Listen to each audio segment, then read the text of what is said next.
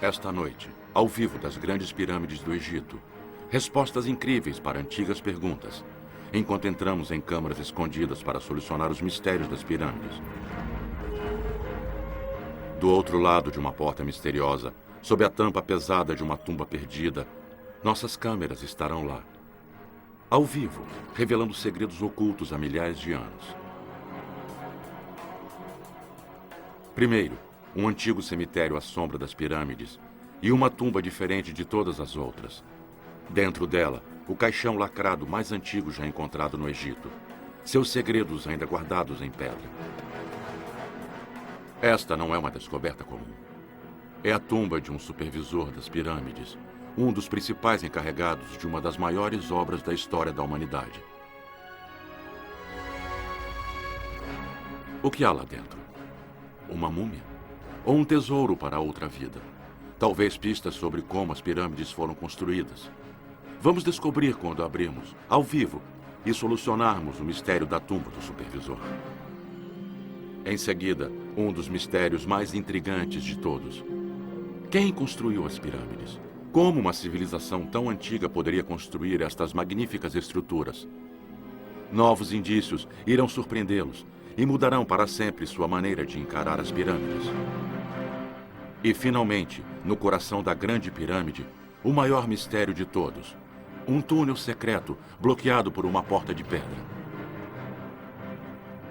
O que haverá do outro lado? Uma câmara perdida? Um antigo papiro com textos sagrados? Ou mesmo pistas sobre os tesouros de um faraó cujo corpo foi jamais encontrado? Esta noite, ao vivo, um robô construído especialmente procura pela resposta e soluciona o mistério do túnel secreto. Vocês já viram programas sobre pirâmides antes, mas nunca viram como este.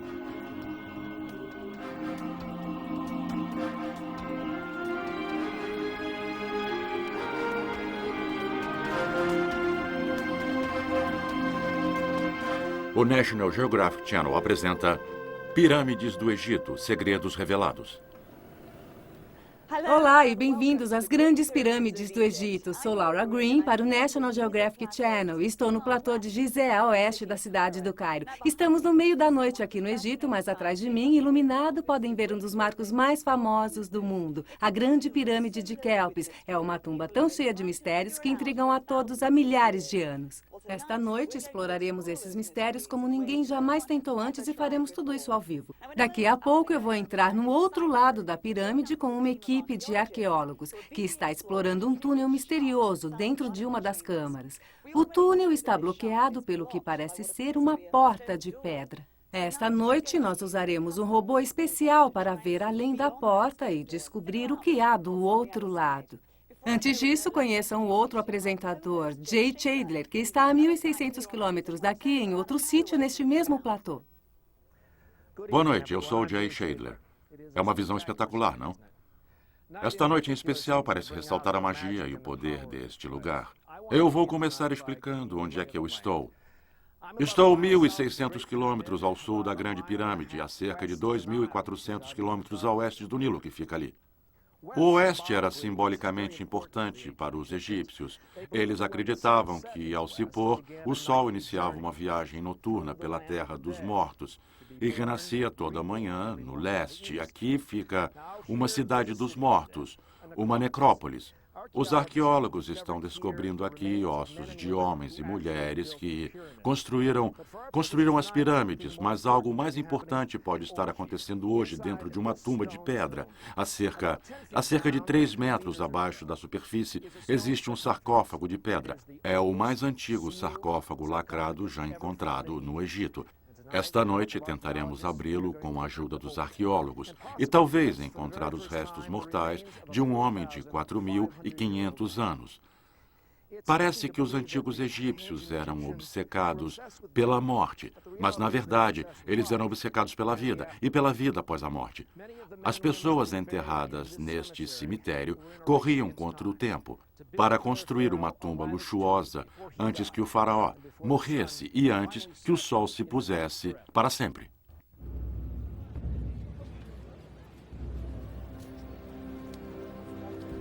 O faraó Quéops passou a vida se preparando para a morte, porque, ao contrário de nós, os antigos egípcios acreditavam poder levar tudo consigo. Quéops sabia que se seu nome jamais fosse esquecido, ele viveria para sempre, seria imortal. Então, encomendou a maior pirâmide já construída. Ele também sabia que a eternidade é um longo tempo, então levou muitas coisas para a outra vida. Ninguém sabe o que Quéops levou, porque seu tesouro fúnebre jamais foi encontrado. O mais incrível é que o seu corpo também nunca foi encontrado.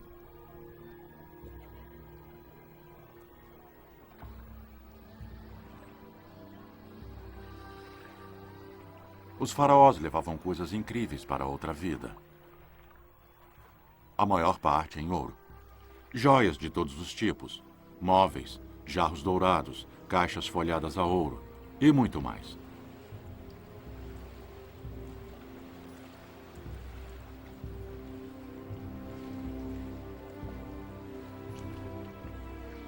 A barca fúnebre de Quéops, que atravessou o Nilo da terra dos vivos para a terra dos mortos, conteria todo o tesouro dele e também o seu corpo.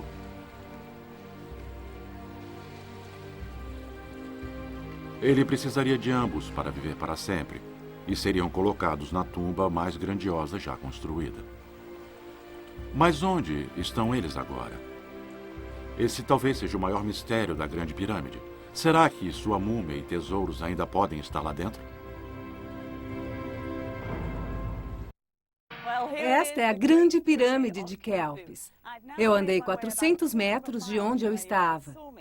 E agora vocês podem me ver na lateral da pirâmide. Eu estou subindo pelo lado de fora para a entrada. E só posso dizer que é incrível aqui em cima.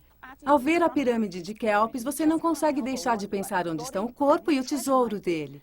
Este é apenas um dos mistérios. A equipe que vamos encontrar investiga um dos mais intrigantes.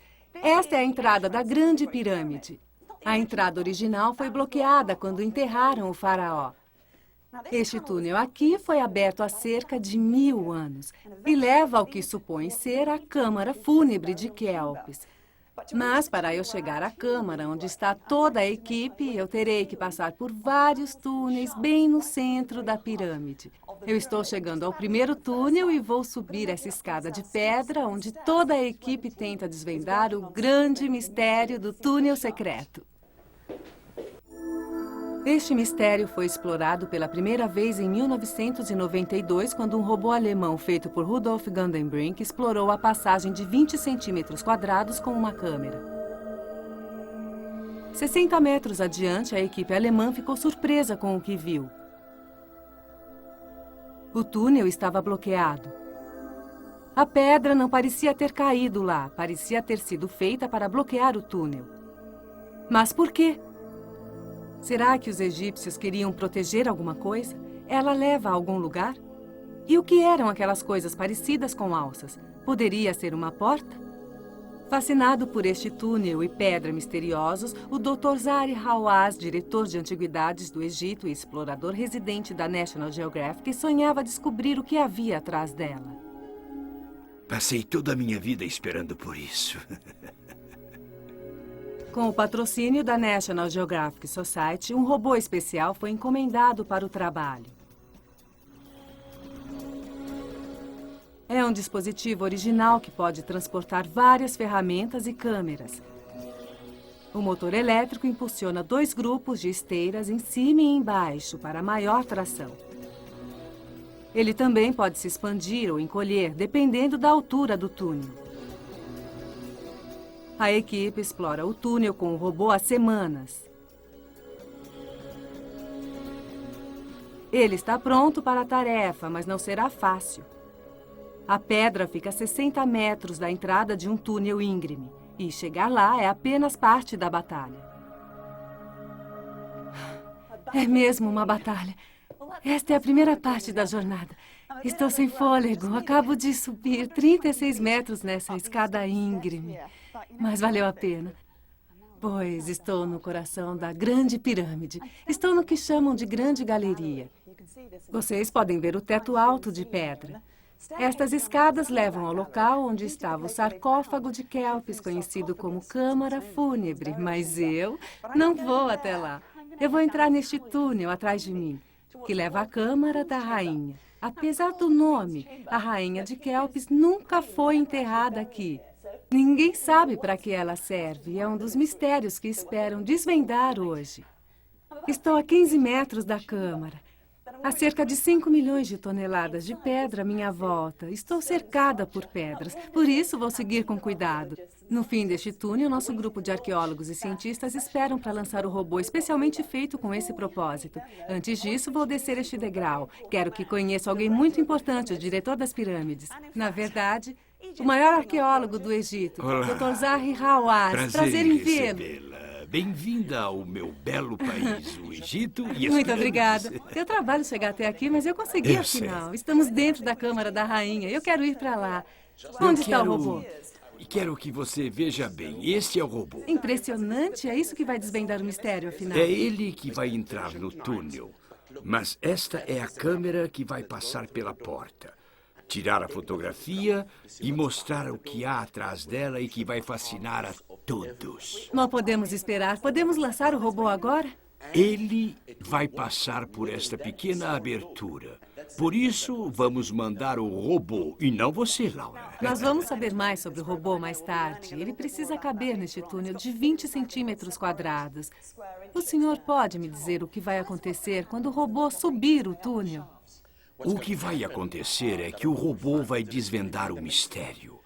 Ele vai andar pelo túnel, vai nos mostrar pela primeira vez o interior da pirâmide e vai revelar o mistério que será desvendado para todos esta noite. Desvendar mistérios é sempre muito divertido, eu sei disso. Mas esta é uma investigação científica séria, não é? Sim, é a primeira vez que utilizamos a tecnologia de ponta em robôs na arqueologia. É a tecnologia do século XXI descobrindo 4.500 anos de história. Dentro de um monumento de 4.500 grande monumento. anos. Isso é incrível. Incrível. Tenho uma pergunta, Zahi. Tudo bem. Acho que todos querem saber. Alguém já deu uma olhada? Não, mas eu tenho algumas ideias que eu vou te contar. É a história sendo Ninguém escrita. sabe exatamente o que há atrás dessa porta. Agora vamos voltar com Jay Chandler, que está prestes a entrar na tumba do supervisor. Esta rampa leva ao mais antigo sarcófago de pedra, ainda lacrado, e vamos abri-lo mais tarde. Mas antes, imaginem só uma coisa. Há 4.500 anos, o caixão de pedra foi carregado por esta rampa. O fato de haver uma rampa feita de pedra aqui, ao fato de ficar à sombra da grande pirâmide, sugere que o dono desta tumba era muito importante. Os hieróglifos nos dizem o nome dele, Nessul Wessert, e o título dele, supervisor do distrito administrativo. Vamos entrar com as câmeras aqui. Esta é a anticâmara. E há 3 túmulos aqui dentro, mas o mais importante é este aqui. Se olharem no fim da escada, podem ver a ponta do sarcófago. Talvez a câmera lá embaixo possa mostrar tudo. Como ele não foi aberto e não foi saqueado, é possível encontrarmos uma múmia, ou um esqueleto, ou artefatos.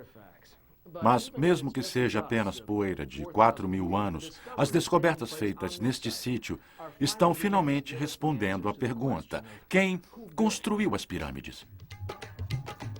Há cerca de 12 anos, o Dr. Zahi Hawass enfrentava um problema difícil. Embora haja centenas de tumbas perto das pirâmides, tumbas de rainhas, príncipes e princesas, de nobres e oficiais de alta patente, o Dr. Hawass não encontrava as tumbas de quem, na verdade, as construiu. Zahi sabia que, se encontrasse os construtores, poderia fazê-los falar e que eles diriam quem eram e como construíram as pirâmides. Meu sonho era descobrir algum indício dos construtores das pirâmides. Então, em 1990, estranhamente, uma turista ajudou a transformar o sonho em realidade. A descoberta aconteceu meramente por acidente. Eu estava no meu escritório, era agosto, e fazia calor. O chefe dos guardas me disse: senhor, uma mulher estava andando a cavalo e a pata do cavalo entrou num buraco. Eu vim para cá, observei o acidente, vi a parede de tijolos e vi que era uma grande descoberta. Esta foi a primeira tumba que encontramos. Era lindamente abobadada, completamente rebocada. Quando olhei aqui, eu vi o nome escrito em hieróglifos: Ptah Shepsu. Do outro lado, eu vi um nicho para as oferendas dadas a este homem durante o banquete. Ao lado do nome havia um título, conhecido do rei. Este é o começo dessa importante história. Zahi sabia que devia continuar cavando, porque o título e outros detalhes sugeria que o homem era um operário, e ele sabia que onde encontrou um deles, encontraria os outros. Desde então, ele encontrou mais de 1000 túmulos novos, todos eles de construtores das pirâmides. A maioria era simples, feita de tijolos de barro e pedra, alguns com a forma de pequenas pirâmides. Mais acima, encontraram tumbas maiores. Eram as covas dos supervisores, os responsáveis pela obra.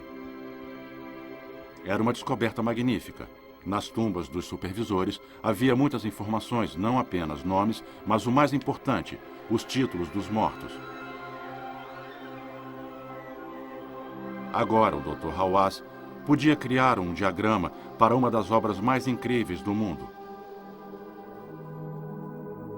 Títulos fascinantes começaram a aparecer.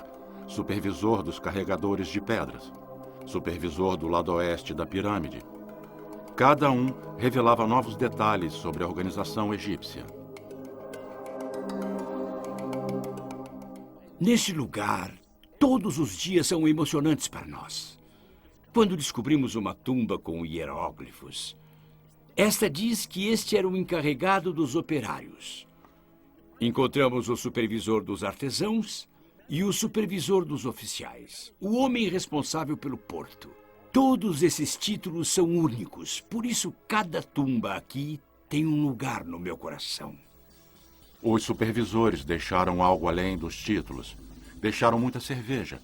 Centenas de jarros de cerveja para matar a sede do morto. Na outra vida, provam que iam continuar a beber cerveja pela eternidade. E com o trabalho também. Encontraram ferramentas nas tumbas dos operários.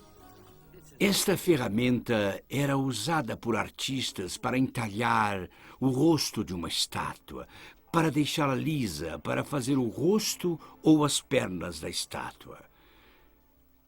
Quando você a toca, você pode sentir a mão do escultor que a usou há 4.000 anos. Estátuas de príncipes e nobres e outros tesouros ficam em um depósito em Gizé, um local jamais filmado por câmeras de TV. Mas para Zahi, o mais incrível são as estátuas que mostram como eram os operários realmente. Esta estátua é muito importante para mim, porque foi a primeira que encontramos na escavação. É uma mulher fazendo comida e pão para os operários que trabalhavam muito para construir a pirâmide. O importante é que se você olhar para os rostos de cada uma delas, eles nos contam a história de quem construiu as pirâmides. Os mortos têm falado. E Zahi descobriu coisas incríveis. Mas estes operários ainda têm mais segredos a revelar, segredos escondidos em seus ossos. Segredos nos ossos, eles têm mais a revelar esta noite. Mas agora vou entrar pela primeira vez na câmara fúnebre. Vou descer 3 ou 4 metros, onde está Hamid. Olá, Hamid. Olá. Ele está removendo um pouco dos escombros e vamos começar a remover a argamassa do sarcófago. Esta noite, mais tarde, neste programa, os arqueólogos vão abrir e nós vamos tirar a tampa e Desvendar um mistério de 4.500 anos. Não saia daí. Olá, bem-vindos de volta à Câmara da Rainha. Estamos muito fascinados pelas imagens que estão sendo enviadas pelo robô. Vocês podem ver isso aqui, está acontecendo agora. Mas vimos algo interessante há pouco, não foi, Zahri? Sim, essas aqui, Laura, são as assinaturas, as impressões digitais dos operários egípcios que construíram as pirâmides. Estamos falando das marcas vermelhas que Isso estamos mesmo. vendo. As marcas vermelhas, essas que você Então? pode ver, são assinaturas dos operários. Então, há E nós 4.500 podemos anos, ver eles deixaram marcas suas como marcas. estas dentro e fora das pirâmides. São pistas sobre o passado, não? E uma das maiores pistas sobre o passado está no cemitério dos operários, onde falaremos com Jay Shadler. O ritmo está acelerado aqui. Podem ouvir Hamid removendo a argamassa da tampa do sarcófago. Ainda não sabemos o que há lá dentro, mas muitos artefatos que encontramos aqui nos dão uma ideia e nos fornecem detalhes sobre a vida das pessoas. Vejam isto. Estes fragmentos foram encontrados nesta tumba. São fragmentos de jarros de cerveja e recipientes para pão. Pão e cerveja.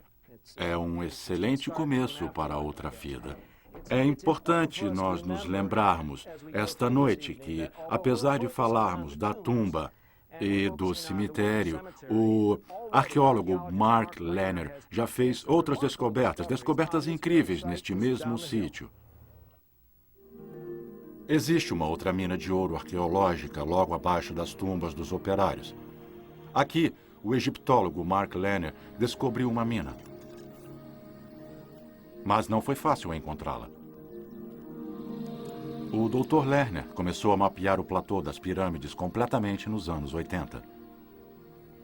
Depois, Mark e outros colegas como Zahi Hawass se depararam com um enigma. Onde estavam os construtores? Haviam encontrado pedreiras de onde vinham as pedras das pirâmides, mas onde eles moravam? Se os encontrasse, ou algum vestígio da vida deles, encontraria um tesouro de informações sobre como as pirâmides foram construídas. Em algum lugar, à sombra das pirâmides, Mark sabia que havia uma cidade oculta. A cidade perdida das pirâmides.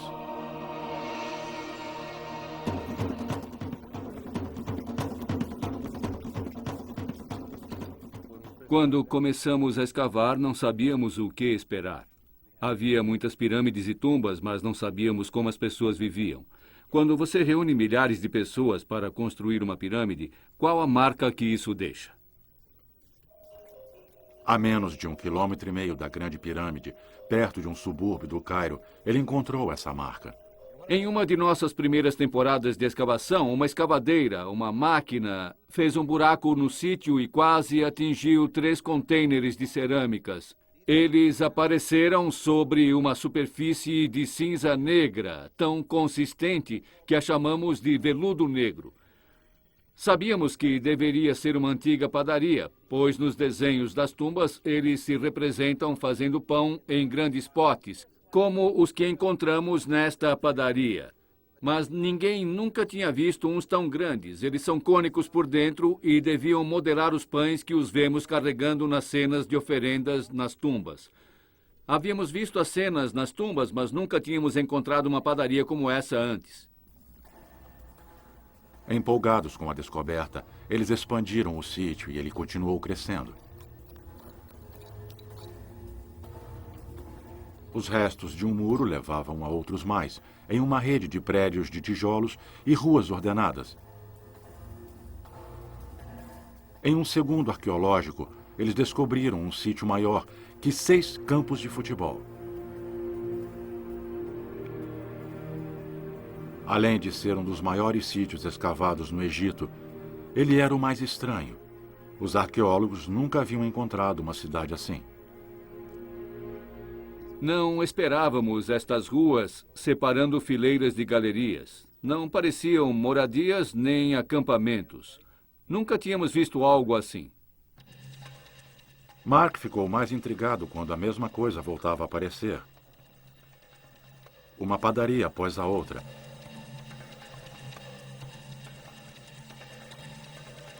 Isso não era prova de um culto de adoração ao pão. Lerner havia descoberto a chave do sucesso egípcio. Encontrar as centenas de padarias nos mostrou como a pirâmide foi feita no começo da história egípcia. Eles não tinham fábricas de pães sofisticadas. Eles apenas pegavam o que faziam em suas casas e repetiam isso muitas e muitas vezes. Eram padarias em escala industrial, não em escala doméstica.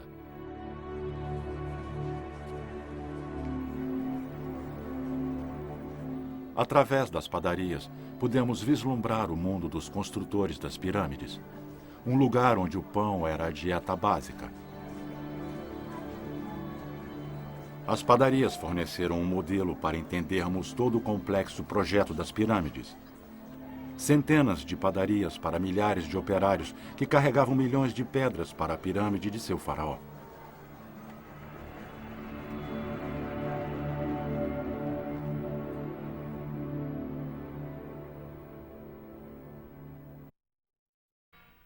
Bem-vindos de volta à Câmara da Rainha no coração da Grande Pirâmide. Agora, Zahi, você é o especialista. Todos nós queremos saber o que você acha que existe atrás da porta de pedra. Laura, olha só. Hoje nós sabemos que a porta de pedra tem 9 centímetros de espessura. Portanto, é uma porta em que as 2 alças de cobre servem para abri-la. Então, deve haver alguma coisa atrás dela. O que pode ser? O que acha Se que é? quer saber, se formos otimistas, podemos pensar que são os tesouros de kelpes escondidos. Mas se não formos otimistas e se virmos um corredor, um espaço ou algo atrás dela, acho que é uma grande descoberta, pois é importante ver algo dentro da pirâmide pela primeira vez. Qualquer coisa será importante de se ver. Qualquer coisa será mais importante. Qualquer coisa. Sei que precisa ir embora. Eu preciso ir embora. Sei que vou partir seu coração. Eu sei. Não chore, mas nada de truques comigo. Eu vou tentar não olhar. Espere até eu voltar. Tchau, tchau. Tudo bem. O Dr. Hawass voltará à Câmara da Rainha quando a Câmara estiver perto da porta e perto de desvendar o mistério. Uma coisa que nós sabemos com certeza é que as pirâmides foram construídas no começo da história egípcia, quando não existiam rodas e nem roldanas para içar as pedras. Mas o incrível foi a rapidez com a qual os antigos egípcios construíram essas estruturas incríveis. As grandes pirâmides são estruturas tão espetaculares que é difícil crer que foram feitas em menos de um século antes das pirâmides. Os primeiros reis egípcios eram enterrados no solo sob pilhas de tijolos chamadas mastabas. Isso mudou por volta de 2600 a.C., quando ocorreu uma reviravolta arquitetônica. Um gênio chamado Imhotep inventou um novo modo de glorificar o rei que podemos chamar de escadaria para o céu. Construída para um rei egípcio chamado Djoser, este monumento em degraus é um dos mais extraordinários prédios do planeta. É a primeira pirâmide do mundo. Hoje, o Dr. Hawass tem uma missão crucial na pirâmide em degraus. Ele vai entrar nela e verificar as condições de muitos tesouros, entre eles um entalhe do rei que pode ter sido danificado.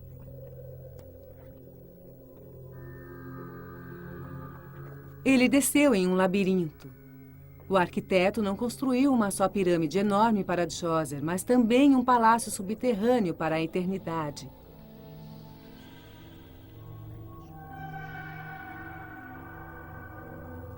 Ninguém entra nestas câmaras há mais de 30 anos. Como são muito perigosas e algumas partes ruíram, elas foram fechadas há 3 décadas. Hoje, Zahi será o primeiro arqueólogo vivo a visitar o lar eterno de Djoser. Com mais de 5,5 quilômetros de túneis, salas, câmaras e galerias, o palácio estava repleto de jarros e oferendas, tudo o que um rei precisaria na outra vida, e parte disso continua aqui. Este é um jarro para guardar cerveja. E estas cestas são feitas de papiros. Dá para imaginar que estou tocando uma cesta que Djoser pode ter tocado. Sei que é perigoso, As pedras de cima podem cair. Podemos ficar enterrados aqui sem ninguém saber onde nós estávamos.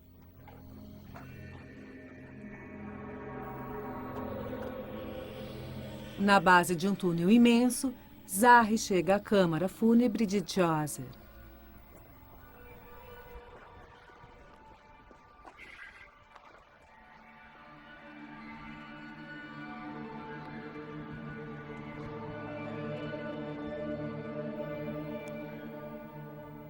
É incrível. As pessoas falam sobre a grande pirâmide de Quéops, mas não sabem que antes dele, os egípcios já construíam estruturas imensas como esta. Este é o lugar mais lindo do mundo. No centro, escondido por antigos escombros, ele encontra o sarcófago de granito do rei.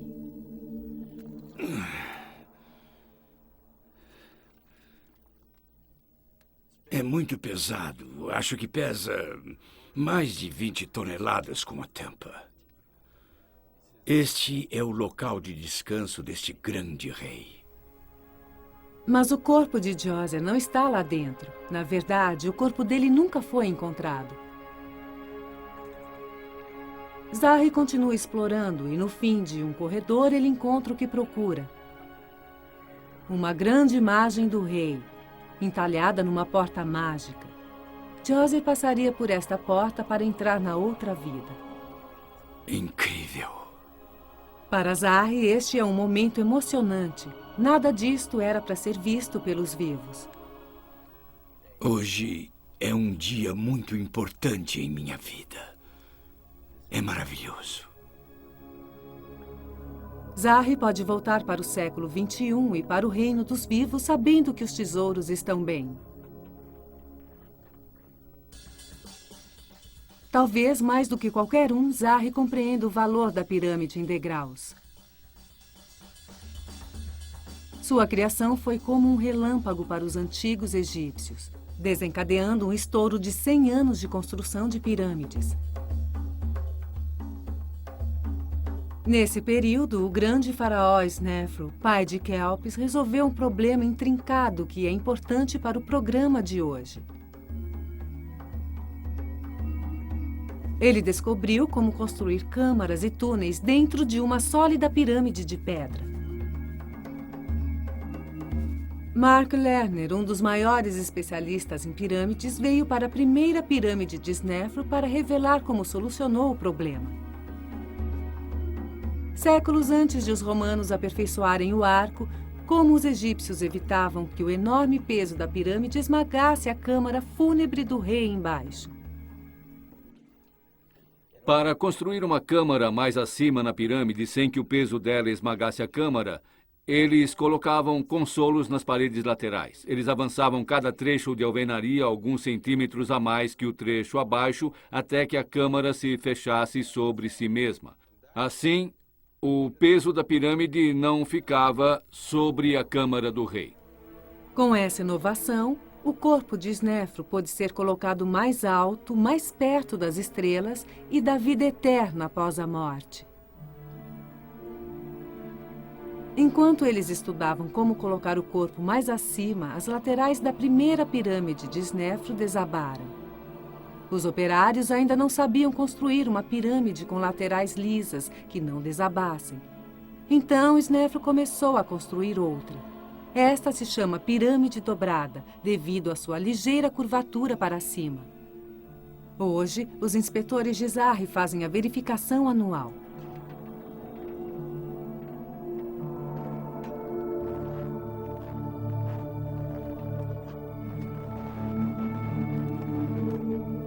Lá dentro, eles verificam que os operários de Snefru eram mestres na arte dos consolos. Esta câmara possui uma abóbada alta e era apenas uma antessala da câmara fúnebre. Para chegar até ela, os inspetores sobem vários metros e depois passam por uma série de túneis. Para garantir que seu corpo ficasse em paz, Snefru queria que a câmara fosse quase inacessível. Mas mesmo com esta câmara magnífica, agora repleta de morcegos, Snefru não ficou satisfeito. Nenhum corpo ou sarcófago foi encontrado aqui. Ninguém sabe por que Snefru não gostou desta pirâmide. Talvez fosse o formato estranho. Se tivesse continuado em seu ângulo original, seria a maior pirâmide já construída. Mas, para alguns cientistas, as laterais eram íngremes demais e ela teria desabado. Determinado, Snefru começou mais uma pirâmide, a terceira em menos de 30 anos. Desta vez, ele optou por uma versão menor, mas com laterais perfeitamente lisas. Chamada Pirâmide Vermelha, ela foi o teste máximo da construção de pirâmides.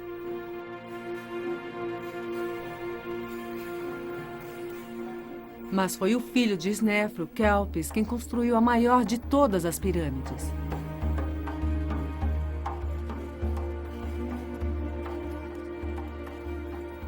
Quando Kelpis se tornou faraó, ele imediatamente começou a planejar sua própria morte, incorporando as mais recentes inovações. Kelpis estabeleceu as bases de uma cerimônia elaborada.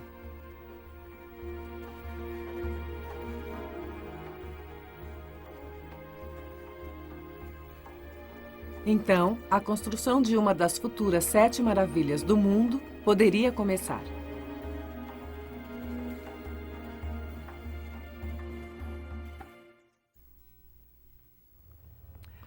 Durante muito tempo, nosso fascínio pelos mistérios das pirâmides ofuscou a vida das pessoas que as construíram.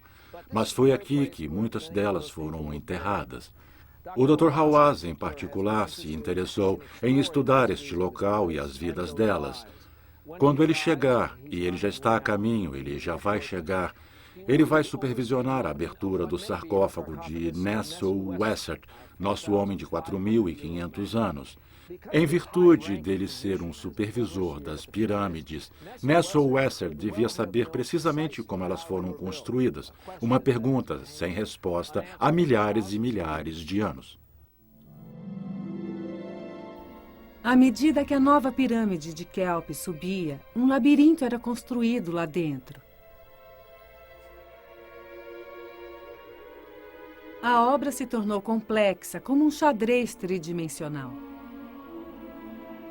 À medida que cada camada de pedra era posicionada, eles deixavam espaços no lugar certo para cada túnel e cada câmara. Em qualquer etapa da obra, era possível ver a complexidade do trabalho.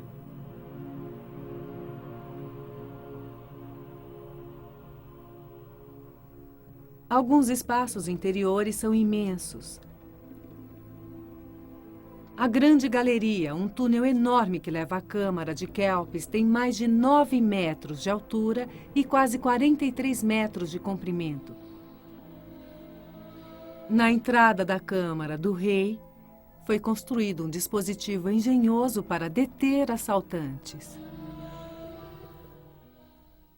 Depois de colocarem a múmia do rei no sarcófago, os operários, sacerdotes e servos do rei empurravam este bloco para fechar a entrada da câmara funerária e o rei ficava seguro para a outra vida.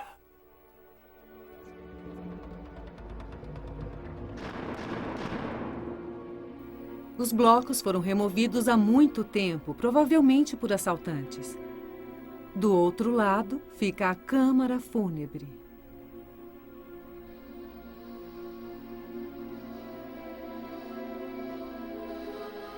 Curiosamente, como na câmara da rainha, ela contém 2 pequenos túneis.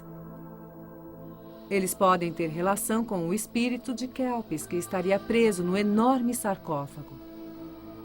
Mas o corpo dele nunca foi encontrado, e nem a Câmara dos Tesouros. A ideia de câmaras intactas fascina o público há séculos. Mas muitos túneis e câmaras conhecidos ainda intrigam, como a câmara subterrânea sob a pirâmide. Ela fica a 30 metros abaixo da superfície do platô e o único acesso é um túnel íngreme. Entalhada no leito de rocha, ela teria sido imensa, com 12 metros de comprimento e 5 metros de altura. Mas ela nunca foi terminada. Qual seria seu propósito? Seria uma câmara fúnebre, abandonada e trocada por outra mais acima? E quanto à própria Câmara da Rainha? Apesar do nome, ela não era para a Rainha de Kelpis. Ela tem sua própria pirâmide do lado de fora. O túnel que estamos investigando começa bem aqui na Câmara da Rainha, onde estamos agora. Mas se ela não foi feita para a rainha, para quem ou por que ela teria sido feita? Dizem que pode ter sido feita para a alma do rei. Uma estátua de Kelpis ficaria bem aqui neste nicho onde eu estou agora. Os egípcios acreditavam que a estátua de alguém assumia o espírito quando a pessoa morria. Se havia uma estátua, os saqueadores devem tê-la levado. Aqui atrás, os saqueadores tentaram abrir um túnel na pedra, provavelmente na esperança de encontrar a localização do tesouro de Kelpis, mas não havia nada lá.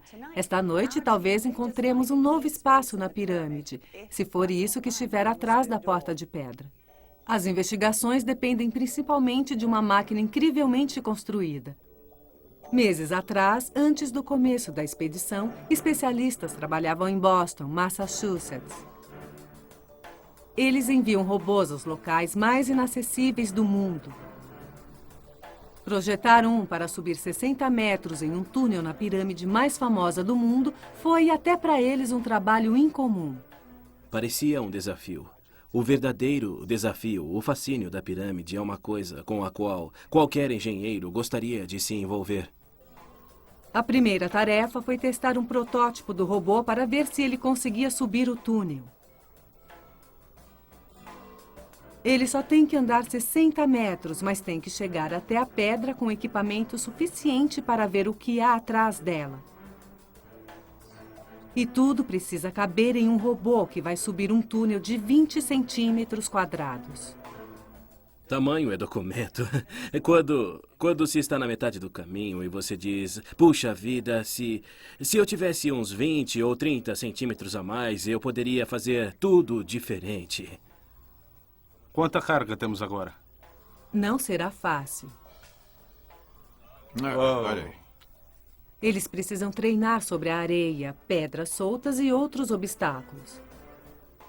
É muito difícil. Vai ter que subir de cabeça para baixo. Esse é o pior ambiente que nós já enfrentamos, porque a areia, ela entra nos mecanismos. O robô se esforçava para subir o túnel teste.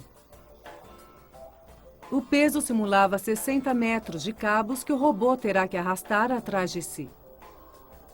Ele vai ter que puxar uma carga pesada. Vai puxar uma carga de até uns 22 quilos. Era tudo que podiam fazer no laboratório. O verdadeiro desafio os aguardava na maior pirâmide do mundo.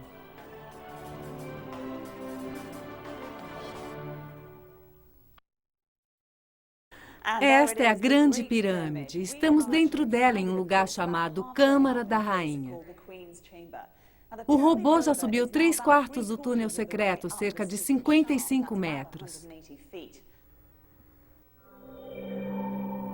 O design do robô é muito inteligente. A frente parece um tanque em miniatura. É onde fica o motor, e ele tem que ser muito forte porque precisa puxar uma caixa preta cheia de eletrônicos. O robô tem 4 câmaras digitais que mandam fotos detalhadas do túnel de pedra.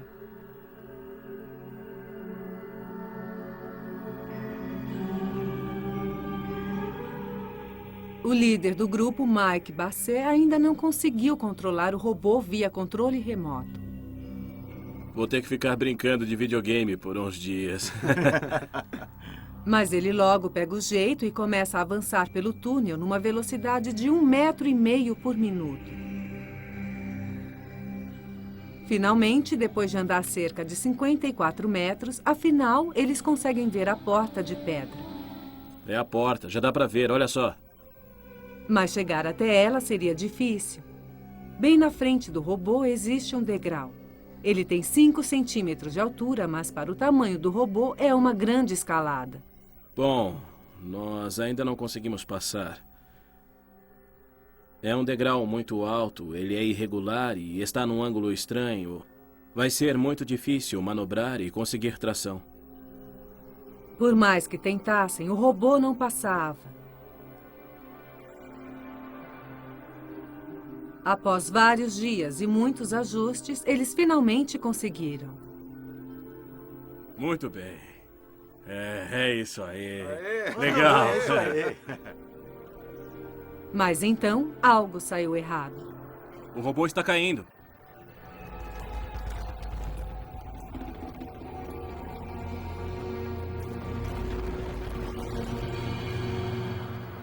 O robô caiu quase 55 metros. O projeto parecia estar acabado.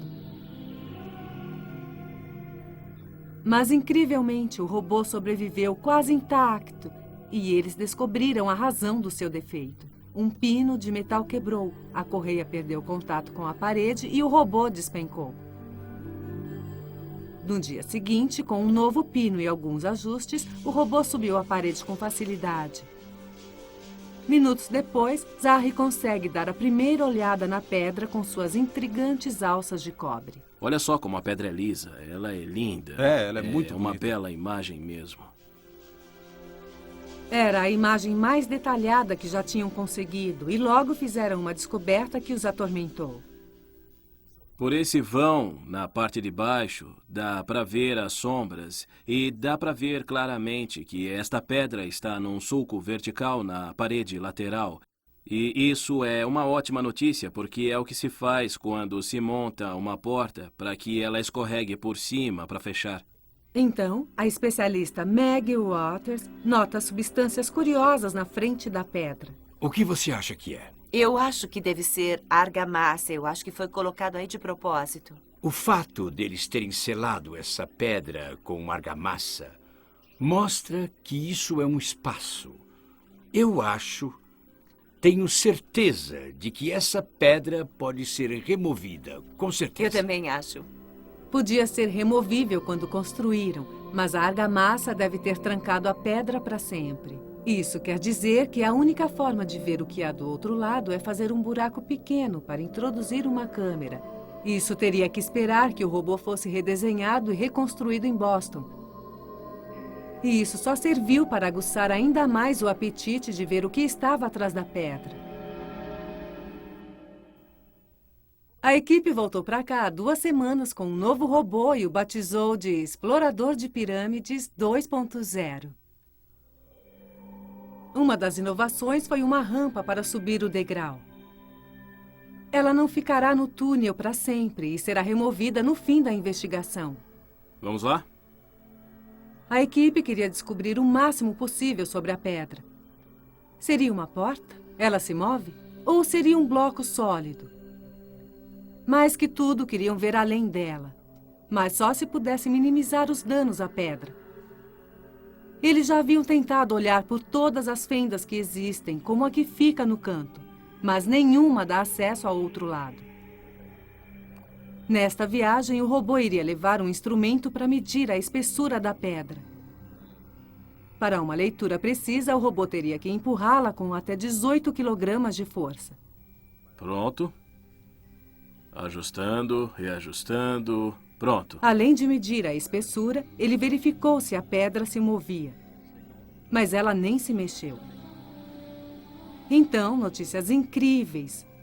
O aparelho de medição indicou que a pedra tinha apenas 8 centímetros de espessura. Então, talvez pudessem perfurar um orifício na pedra. Mas Zahri não tinha certeza. Para mim, o que importa é a segurança da pirâmide. Se não for seguro, eu jamais concordarei. Jamais. A equipe construiu um modelo do túnel em pedra e começou a perfurar. Em menos de 25 segundos, o robô havia perfurado até o outro lado da pedra, permitindo a passagem de uma câmera com a luz. Ainda desconfiados, eles fizeram furos em vários tipos de pedra. Algumas desgastadas, como a pirâmide, outras ainda piores. Nenhum dos furos apresentou lascas ou fraturas. Por fim, o Dr. Hawass decidiu ir em frente. Com uma furadeira, o robô seguiu em sua missão mais importante até então. Eram 6 da manhã, no fim de um turno de 24 horas. Todos estavam lá para ver este momento histórico.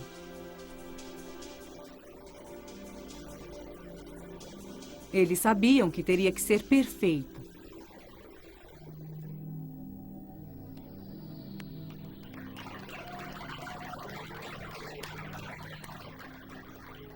Um orifício perfeito e nenhum dano à pedra. Bom, já ouvimos falar sobre a rampa. Vamos ver se o robô consegue subir nela, ver se funciona. O robô está se aproximando da rampa. Greg é um dos operadores. Como ele está se saindo? Parece estar indo bem. Foi difícil projetar a rampa, incluindo a avaliação de vídeos de missões anteriores e a construção de um modelo daquele degrau em particular. O trabalho duro parece que deu certo. O robô subiu a rampa. Só falta agora inserir a câmera e ver o que há do outro lado. Ainda faltam 3 metros. Não percam. Muito bem, Laura, já voltamos com você. Estou na tumba do supervisor e o Dr. Hawass, que é muito ocupado, está chegando. Como vai, doutor? Como vai, Jay? O senhor Tudo está bem? muito ocupado hoje, não é? Muito ocupado. Esclareça algumas coisas antes de entrarmos. Diga o que significam estes hieróglifos, por favor. Os hieróglifos nos falam sobre cerveja e pão para as oferendas, mas o mais importante é o título deste homem. Primeiro o nome dele, Nisu Wesser.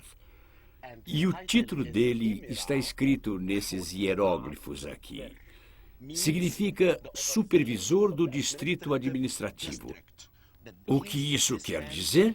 Quer dizer que ele era o prefeito da aldeia dos operários da pirâmide. De toda esta área em torno De da pirâmide? toda esta área. Ele era o responsável. Olha só. Aqui está ele. A mulher dele está atrás, tocando nele. Ela também incrível. pode estar aqui? Talvez. Amor e afeição, é a maneira egípcia. É o amor egípcio. Foi assim que construímos as pirâmides. Vamos entrar novamente? Vamos descer E o agora. Dr. Hawass descerá pela primeira vez para acompanhar os momentos ali- finais. Ali encontramos um esqueleto Sim. com um cão. Talvez fosse um amigo deste prefeito. O Dr. Hawass vai abrir a tumba daqui a pouco. Devo frisar o fato de que não sabemos o que existe dentro do sarcófago. Uma múmia, um esqueleto ou talvez poeira. Mas todos nós sabemos que os antigos egípcios eram enterrados na crença de que viveriam para sempre, para a eternidade. Também sabemos o tipo de coisa que eles levavam com eles depois de observar a tumba do supervisor dos carpinteiros, Intishedo, enterrado aqui por perto ao lado da Grande Pirâmide.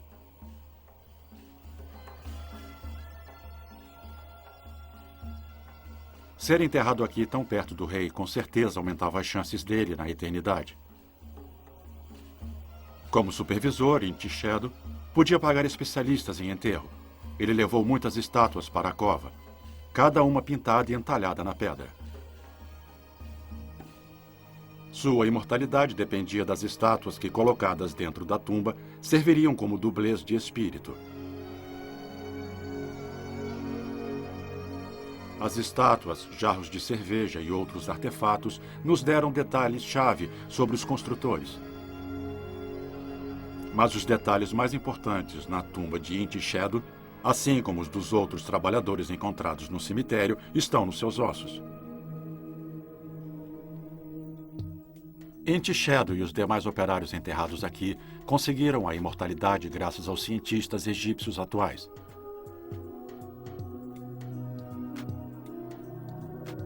Para Zahi, essas revelações de seus ossos e tumbas reescreveram a história. Antes de encontrá-los, Zahi só tinha os textos de um antigo historiador grego que dizia que um exército de 100.000 escravos tinham construído as pirâmides.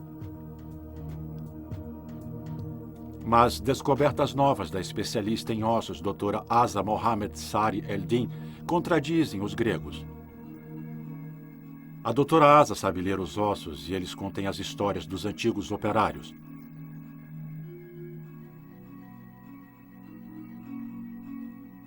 Uma força escrava seria formada por homens, mas não é o caso destes ossos. Descobrimos que o percentual de cada sexo era de 50%. E também havia algumas crianças. Em vez de escravos, a doutora Asa parece estar descobrindo restos de uma aldeia onde viviam famílias inteiras.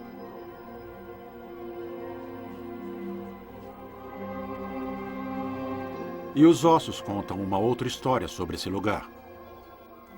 Escravos ou não, os operários passavam a maior parte do dia no trabalho brutal.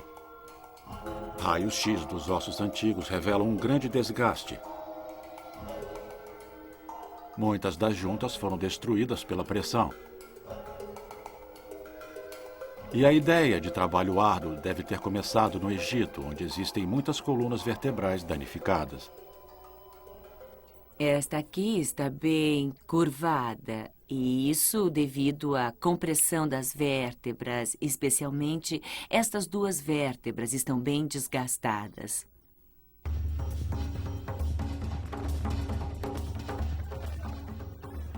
Uma obra sem uso de rodas, roldanas ou guinchos castigava muito os corpos dos operários. Afinal, esta não era uma obra fácil. A Grande Pirâmide foi a estrutura mais alta do mundo até o século XX. Os operários tinham que colocar uma pedra enorme a cada 3 minutos, 7 dias por semana, durante 30 anos, para terminar as pirâmides antes da morte do rei. Muitos operários morreram no processo e as lesões eram frequentes. Mas uma descoberta incrível prova que muitos sobreviviam às lesões. Este é um exemplo de osso fraturado. É um osso do braço. E este osso cicatrizou em uma boa posição. Este osso cicatrizou tão bem que deve ter sido imobilizado por um especialista, e é apenas um entre muitos exemplos. Mas a maior surpresa é que eles faziam mais que isso. Existem indícios de que eles também faziam cirurgias.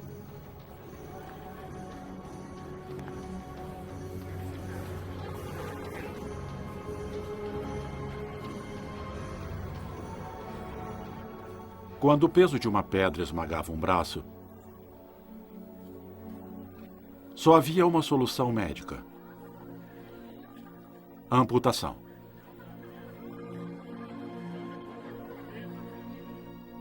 Estes são os 2 ossos do braço. Esta é a posição normal e foram amputados aqui, cerca de 1/3 do braço. O mais incrível é que o homem sobreviveu. Aqui temos também o osso superior do mesmo indivíduo, que é esta parte do osso. E vemos que ele está curvado porque este indivíduo sofreu uma amputação aqui e começou a usar a mão assim, provocando esta curvatura no osso que vemos aqui. Isso significa que esta pessoa viveu muitos anos após a amputação. Ninguém pensava que alguém sobreviveria a uma cirurgia assim na época que as pirâmides foram construídas. Além de conter sangramentos, os médicos também continham infecções, talvez cauterizando o ferimento com metal quente.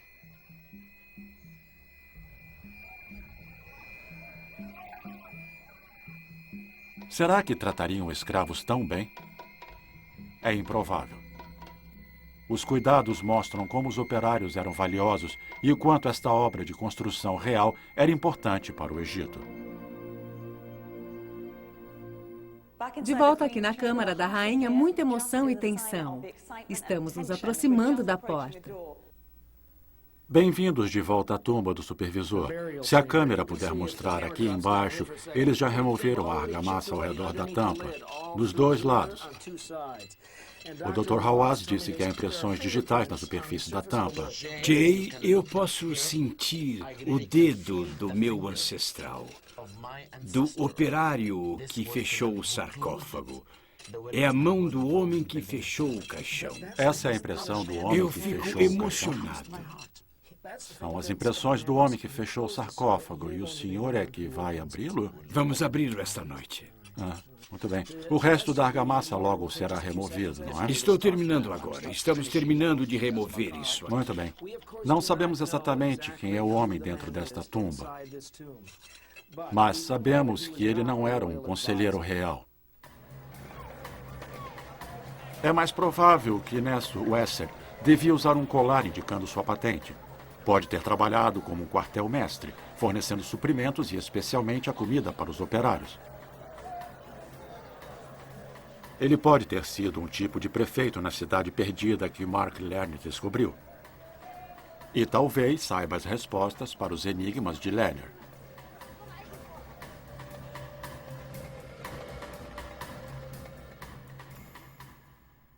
Ao removermos a areia do deserto, encontramos a marca da cidade das pirâmides. Encontramos uma cidade. Não era onde eles moravam, era onde eles trabalhavam. E eles não faziam apenas pão.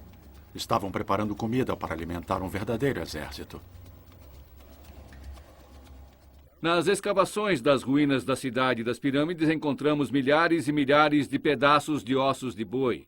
Na rua principal, encontramos ossos que devem ter sido deixados por açougueiros. Ossos de maxilares, dentes e juntas. Isso nos fez imaginar, será que grande parte da rua e da cidade era dedicada ao abate e ao preparo de carne?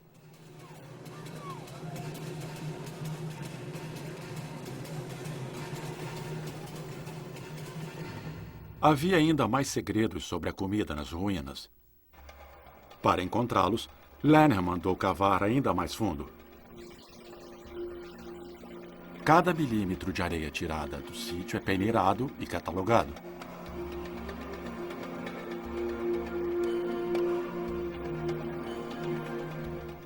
Centenas de milhares de fragmentos de cerâmica, carvão e até sementes são analisados e registrados com detalhes.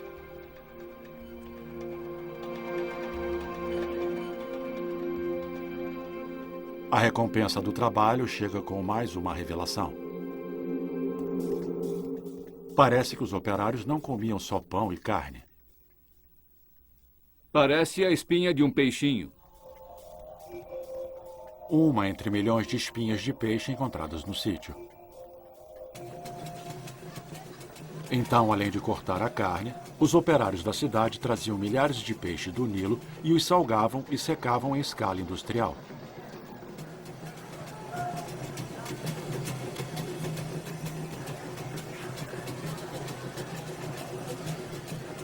Isso não era ração para escravos. Os operários comiam como atletas olímpicos.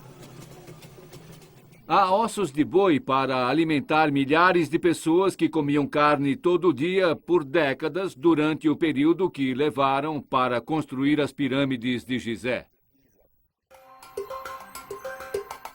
Agora Mark sabia bem o que eles comiam. Mas onde acontecia todo esse banquete? Perto das padarias, Mark encontrou os restos de um prédio com uma estranha disposição de gamelas e bancos. Encontramos bases de coluna como esta sob os bancos. E, através dos buracos nos bancos, concluímos que havia colunas a cada 5 cúbitos egípcios. Estávamos, na verdade, no mais antigo salão de colunas do Egito. No chão do salão, Mark encontrou mais ossos. Quando escavamos as gamelas e os bancos e examinamos com cuidado, encontramos espinhas de peixe por toda a parte. Encontramos um monte delas. Pareciam folhas secas de pinheiro. Que ótimo! Devem surgir mais espinhas de peixe. Seriam os restos e migalhas da cantina mais antiga do mundo?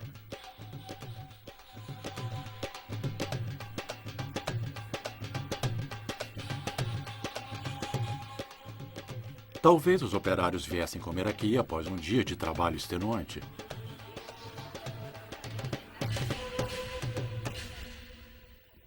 Vendo como viviam, Lerner descobria como trabalhavam. Mas as pirâmides não dependiam só de peixe, carne e pão. Os operários precisavam dormir. Sabemos onde eles estão enterrados, mas onde milhares de operários dormiam após trabalharem o dia todo pelo faraó.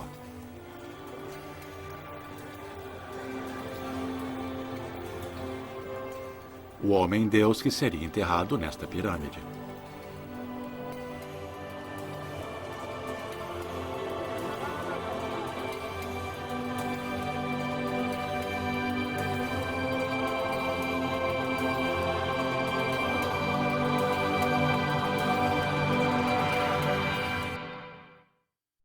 Estamos de volta na câmara fúnebre. O Dr. Hawaz e Hamid já removeram toda a argamassa e agora chegamos ao momento onde vamos romper o lacre. Antes disso, uma pequena pergunta.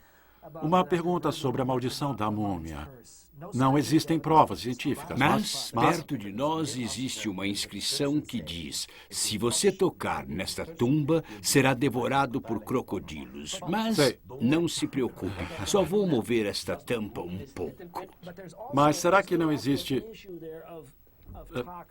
Não existe perigo de Sim, toxinas? micróbios. Agora nós vamos O lacre foi abrir rompido. um pouco É. aqui, Jay, e os micróbios... Olha, os micróbios vão sair. Sim. E nada vai acontecer comigo. Talvez aconteça com você. Os micróbios atingiram Muito o seu rosto. encorajador, senhoras e senhores. Acabamos de ver que o lacre foi rompido.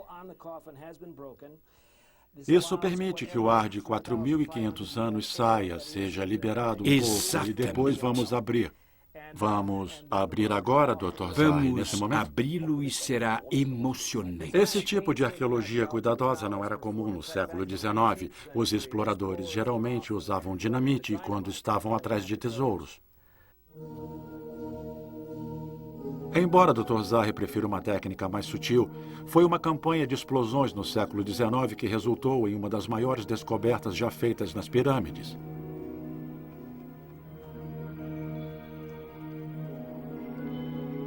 Na época, o coronel inglês Howard Vyse usou dinamite em uma fracassada caça ao tesouro dentro de uma grande pirâmide.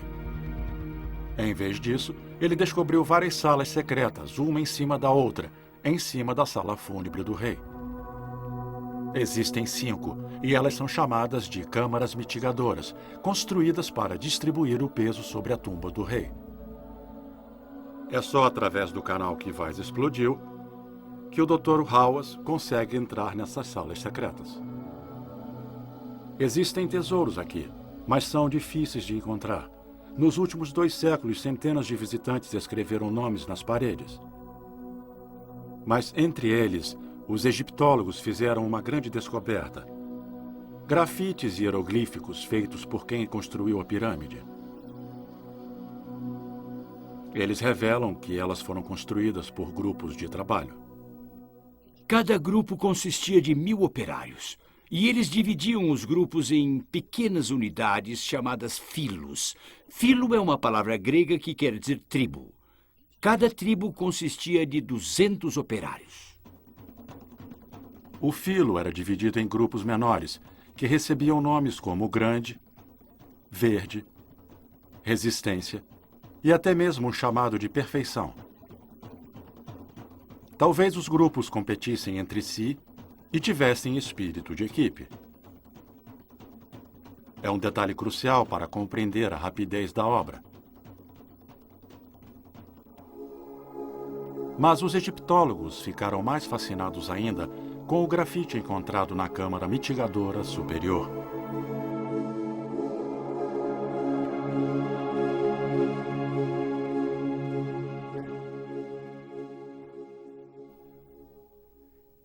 Veja aqui.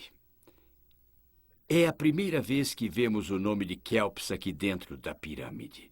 Keops, dentro de um cartucho. Depois temos a palavra Dearperu e Sensu, que significa grupo. Quem construiu a pirâmide foi o grupo Amigos de Kelps. Incrivelmente, Este é o único local da pirâmide que tem o nome de Kelps escrito. Este é o cartucho dele. Um sol, um pássaro, uma lesma e outro pássaro. Assinando seu trabalho neste local sagrado, este grupo aumentou suas chances de imortalidade.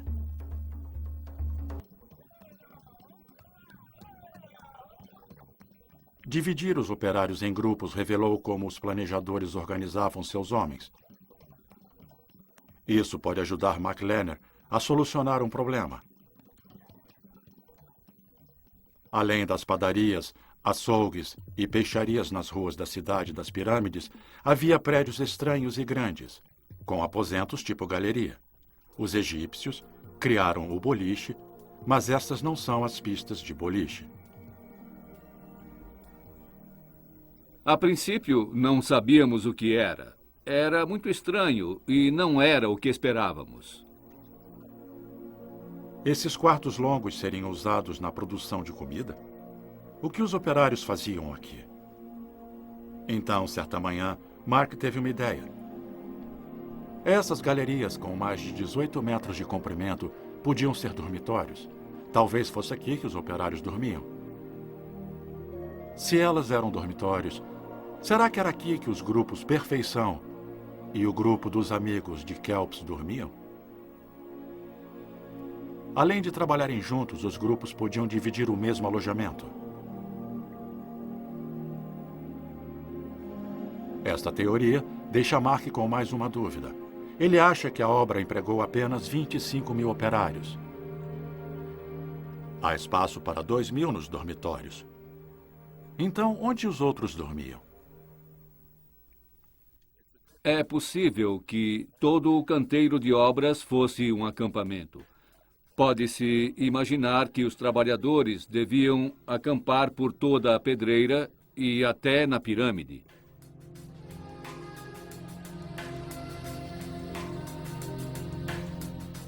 Talvez alguns dos operários que vinham sazonalmente morassem perto da pirâmide e se alimentassem na cidade com a comida de boa qualidade.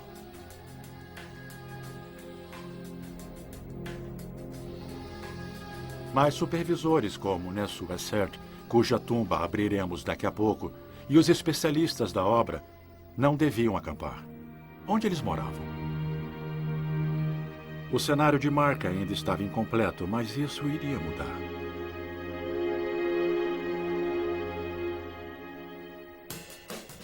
No fim da temporada de escavação, a equipe de Mark ampliou ainda mais os limites do sítio e descobriu uma parte crítica do quebra-cabeças. Foi apenas nas últimas semanas, aqui ao leste, que nós encontramos casas e câmaras pequenas. Finalmente, a cidade está começando a fazer sentido. Aqui, neste canto, ficam as casas dos operários permanentes e suas famílias, dos supervisores, ceramistas, tecelões e carpinteiros. Baseado nas descobertas novas do sítio e do Dr. Hawass, Lerner está criando a imagem mais abrangente do platô de Gizeh que já vimos.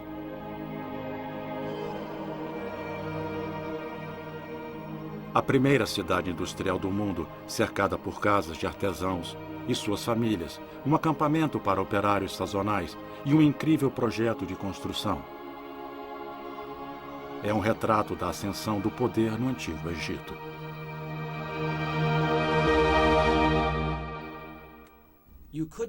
E não há um símbolo mais espetacular desse poder que esta estrutura, que era revestida de pedras brancas. Estamos na Câmara da Rainha, prestes a descobrir o que há do outro lado. Se existe um momento de revelação, é este. 4.500 anos atrás. Estamos prontos, vamos lá. Prontíssimo. A tampa vai sair. E vamos tentar trazer a câmera para cá.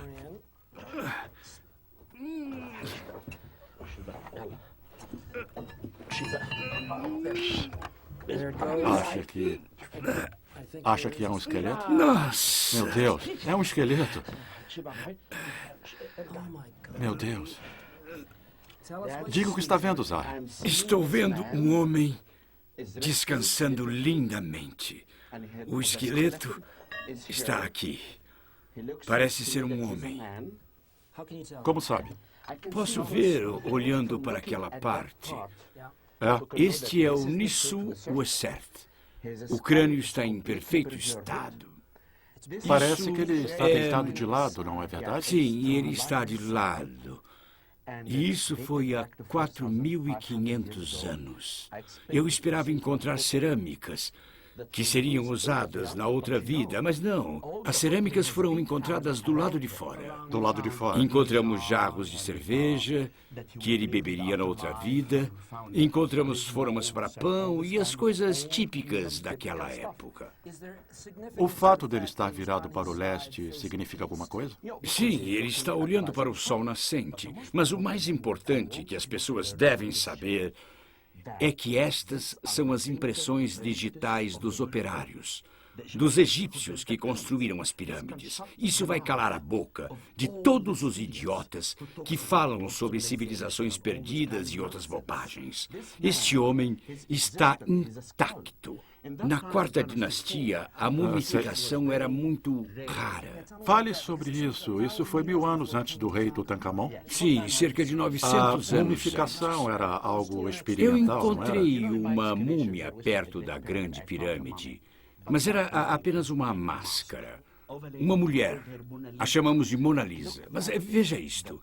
Ele quis preservar seu esqueleto. É um homem importante. Não podia deixar seu esqueleto sozinho. Está vendo algum artefato ou amuleto, Zay? É isso que eu queria lhe dizer.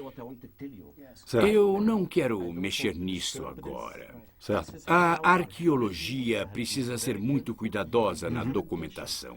Depois disso, um fotógrafo virá para tirar fotografias e depois um restaurador virá proteger o crânio. Número 3. Então, todos os ossos serão radiografados no laboratório. Vamos descobrir a idade dele, quando ele morreu, doenças que tinha, tudo sobre ele. Vão analisar o DNA? Acho que não. O teste de DNA não é muito exato em ossos de múmias antigas. Mas o mais importante que podemos descobrir, o crânio que encontramos lá fora é de alguém que morreu numa briga.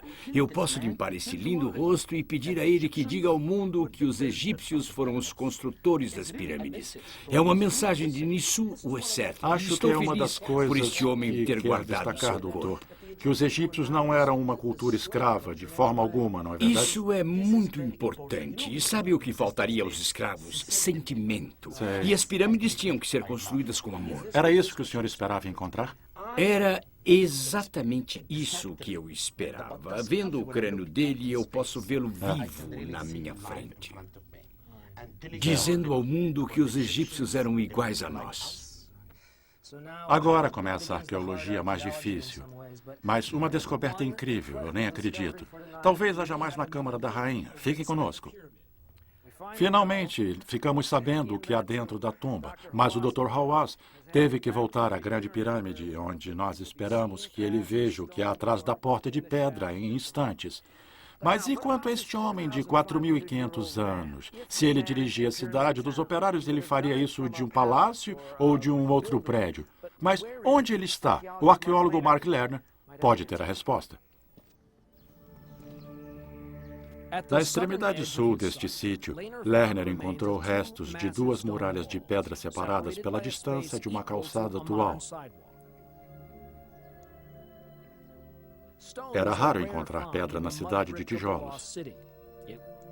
Ela era usada para algo monumental, quase nobre, como as pirâmides. E estas muralhas eram grandes, com quase 90 centímetros de espessura. O que este prédio abrigava era vigiado e devia ser extremamente valioso.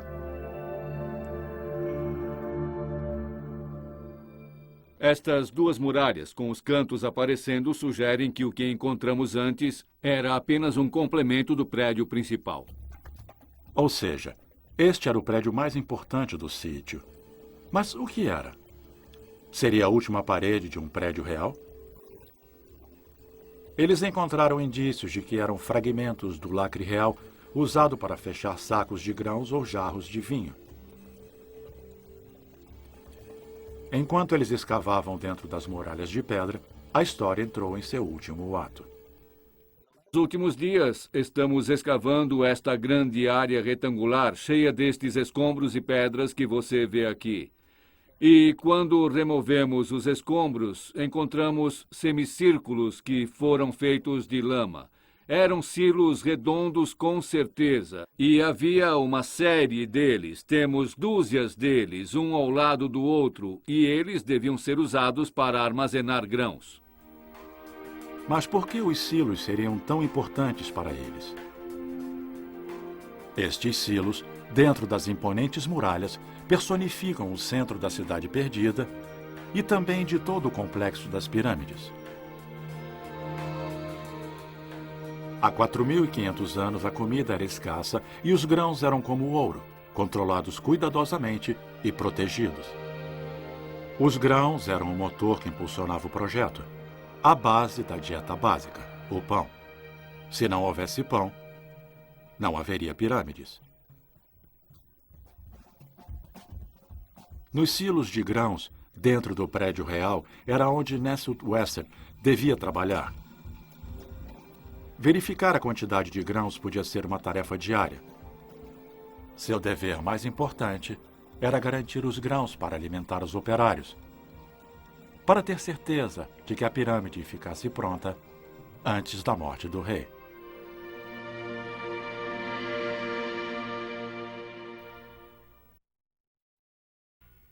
Lá está ela, a pirâmide de Kelpos, que originalmente era revestida de pedra branca brilhante.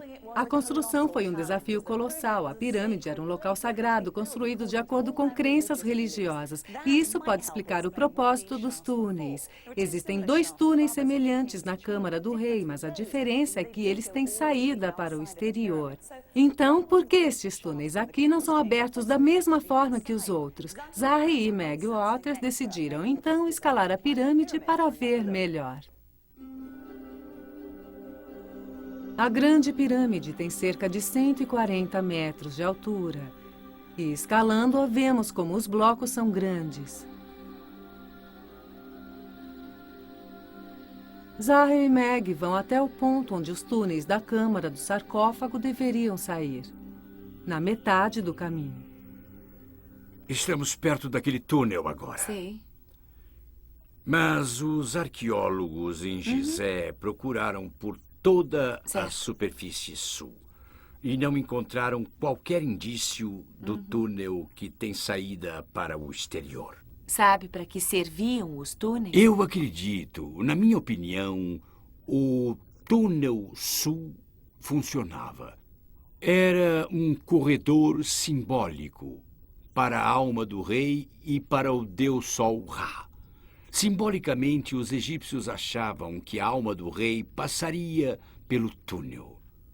O túnel norte também é um corredor que levaria a alma do rei para as estrelas.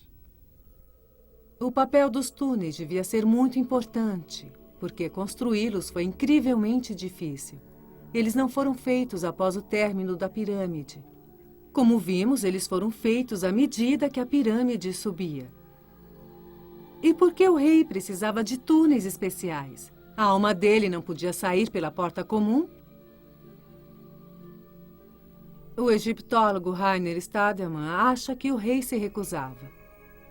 Isto é muito, muito importante. Está escrito nos textos da pirâmide, e nesses textos o rei diz: não me apetece pisar no solo. Eu, o rei, subirei direto aos céus. Mas se o espírito do rei foi direto para o céu, por que se deram ao trabalho de construir túneis na câmara da rainha, onde o rei sequer foi enterrado? A resposta pode estar ligada à magia. Mark Lerner acha que a Câmara da Rainha era uma sala lacrada, habitada apenas pela alma do rei. Mas a alma teria que sair da pirâmide para os céus, e uma porta de pedra não seria um problema? Uma passagem bloqueada não deteria a alma do rei. Ela não precisaria estar aberta para o rei sair. O principal meio de ir para o outro mundo numa tumba era o que chamamos de porta falsa. Quando faziam uma porta de pedra que era mágica e se comunicava com outro mundo. Mas se a pedra é um tipo de porta falsa mágica, por que parece ter alças? Essas alças de cobre são instrumentos mágicos que o rei, isso é, a alma do rei, pode pegar ao passar pelo corredor e usá-las. Usar essas alças para assim abrir as portas do céu. A magia era essencial para os rituais egípcios. E a Câmara de Kelpis devia ter todo tipo de papiros com textos mágicos e orações para ajudá-lo a caminho dos céus. Mas o que há atrás da pedra? É bem possível que exista um rolo de papiro atrás dela, porque não há espaço para mais do que isso. O mistério do túnel secreto continua nos intrigando. Estamos de novo dentro da Câmara da Rainha e esta é a hora da verdade, não é, Zahri? O momento que esperávamos. A câmera está alinhada com o orifício na porta de pedra. Agora vamos vê-la entrando no orifício e com a câmera vamos descobrir o que há atrás dela. Vamos ver o que acontece. Vamos ver. As luzes estão acesas. A câmera está indo em direção ao orifício. Zahri, diga o que está acontecendo. A câmera está entrando, mas não vemos nada. Certo. Minha nossa, veja aquilo. Estamos muito nervosos aqui. Esta equipe de arqueólogos espera por este momento há meses e meses. É emocionante. O que vemos, Zahri? Vemos uma outra porta lacrada. Outra porta? São E o que são essas marcas? São Parecem ser... rachaduras em uma outra porta lacrada. Existe outro espaço, Meu Deus! outra porta lacrada, mas parece que fizemos uma descoberta. Outra descoberta. Podemos ver o chão. Como você disse, parece mais uma porta lacrada e não um beco sem saída. Veja esse buraco embaixo. Sim. Me parece Parece que está que- lacrando alguma coisa. Estamos diante de uma descoberta. É incrível. Estou muito feliz. Encontramos um espaço e outra câmara lacrada.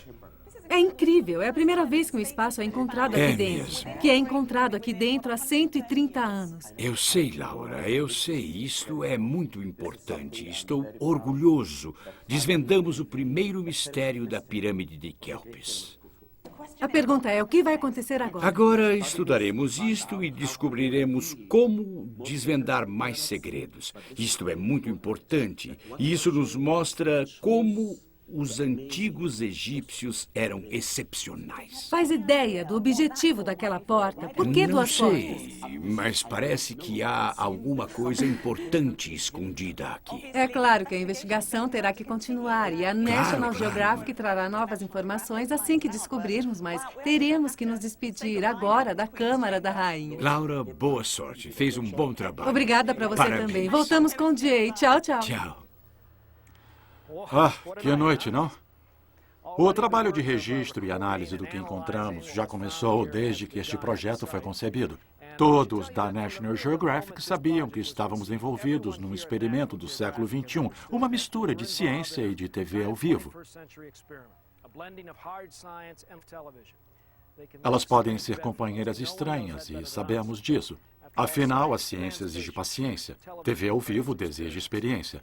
Mas ambas querem revelar o que existe sob a superfície e, para ser honesto, sabemos que o coração que bate mais forte na hora da revelação é o dos cientistas. Se nós conseguimos mostrar a vocês uma amostra deste mundo, o momento em que o desconhecido é revelado, vamos considerá-lo um sucesso. Esta noite continuamos em solo sagrado, lá da primeira grande civilização do mundo. Para Laura, Dr. Hawass e todos da National Geographic, eu sou Jay Shadler. Boa noite do platô de Gizé e das Grandes Pirâmides.